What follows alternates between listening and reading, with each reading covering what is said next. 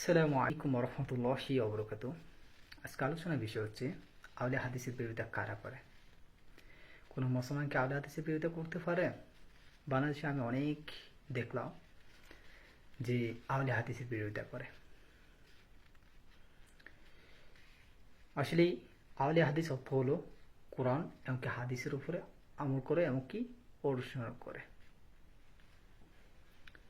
আমি কিছু দিনী বাজানের সাথে আলোচনা করছি বাংলাদেশের, যে তাদেরকে আমি সর্বপ্রথম জিজ্ঞাসা করলাম যে আউলিয়া হাদিস মানে কি, অর্থাৎ যারা আউলিয়া হাদিসের বিরোধিতা করে তাদেরকে আমি প্রশ্ন বললাম যে আউলিয়া হাদিস মানে কি। তারা আমার প্রশ্ন উত্তরে দিয়ে বলল যে যারা কোরআন এবং হাদিসের উপরে আমল করে।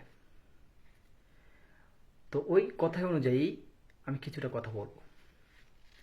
আচ্ছা, যারা আমরা দুনিয়ার ভিতরে আসে আল্লাহ পাক রব্বুল আলামিন পাঠাইছেন একমাত্র রাসূল সাল্লাল্লাহু আলাইহি ওয়াসাল্লামের আদর্শকে আঁকড়ে ধরার জন্য, রাসূল সাল্লাল্লাহু আলাইহি ওয়াসাল্লামের সুন্নাহগুলোকে আঁকড়ে ধরার জন্য, আর আল্লাহ পাক রব্বুল আলামিনের গোলামি করার জন্য।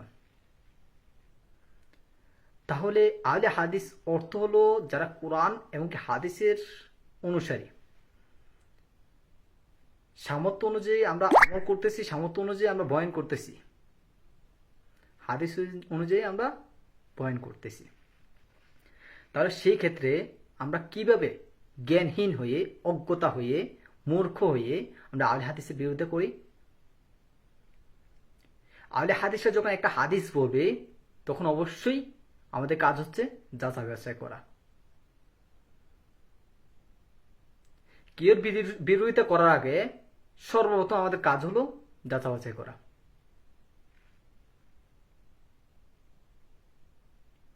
আজ আমরা এত বড় বড় মুফতি, এত বড় বড় শায়েখ, এত বড় বড় জ্ঞানী লোকদেরকে আমরা আজ ছোট করে ফেলতেছি। এর কারণ একটাই, যে আমরা ওস্তাদদেরকে শিক্ষা মানে কিভাবে সম্মান করবো ওই শিক্ষাটা অর্জন করতে পারিনি। আমরা মাইকে একটা ফাইলি বলে ফেলি যে আউলে হাদিসের এই লোক ভালো না, ওই লোক ভালো না, এই লোক ভালো না, ওই লোক ভালো না। এরকম হবে কেন? আপনি কেমন শিক্ষিত হলেন? আপনি কেমন শিক্ষিত হলেন যে আপনি আউলে হাদিসের, যারা কোরআন এবং হাদিসের উপরে অনুসরণ করে, কোরআন এবং হাদিসের উপরে আমল করে, কিচ্ছা কাহিনী বাদ দিয়ে তারা হাদিস এবং কোরআনের উপরেই তারা বয়ান করে, তাদেরকে আপনি বলতেছেন মূর্খ, অজ্ঞ? আপনি কেমন শিক্ষিত হলেন? আপনাকে সেই জ্ঞান নেই, আপনাকে সেই আলেম নেই। আপনার যদি সেই আলেম না থাকে তাহলে আপনি কিভাবে আলে হাদিসের বিরোধিতা করেন?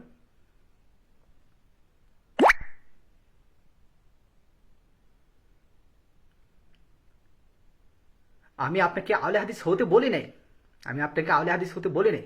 আপনি হাদিস এবং কোরআন যাচাই বাছাই করে তাহকিক অনুযায়ী যেটা সহিহ হাদিস ওইটার অনুযায়ী আপনি আমল করুন। আপনাকে 5 দিন, 10 দিন, 15 দিন, 20 দিন পরে আপনাকে আউলে হাদিস বলতে বাধ্য হবে। তাহলে যে জায়গা বলেছেন যে রাসূল সাল্লাল্লাহু আলাইহি ওয়াসাল্লামকে অনুসরণ করো, আল্লাহ তাআলার গোলামি করো, সেই জায়গাতে আমরা নামের মুসলিম হয়েছি, কাজের হই নাই। আমরা নামের মুসলিম হয়েছি, কাজের হই নাই।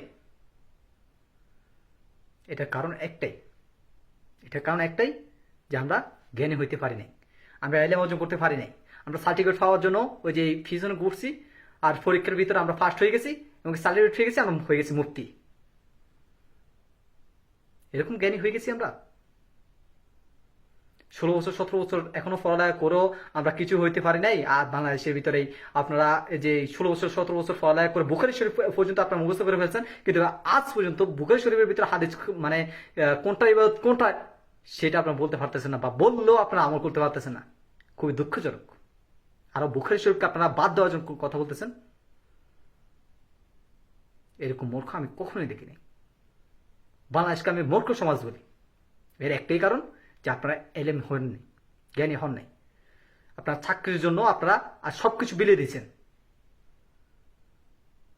আহলে হাদিসরা চাকরির ভয়ে আপনারা কথা বলে না।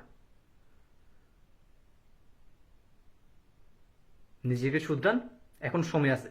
আল্লাহ ফাকর বা আলমিন ফাকরো একেবারে এমনভাবে ধরবে যে আর ছুটতে পারবেন না। আল্লাহ ফাকরুল আলমের ফাকর আর ছোট যদি ধরে আল্লাহ ফাকরুল আলমিন, আল্লাহ ফাকরুল আলম ছাড় দেয় কিন্তু ছেড়ে দেয় না।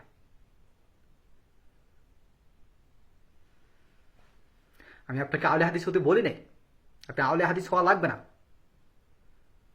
আপনি সই হাদিস এমনকি কোরআনের উপরে আমল করুন।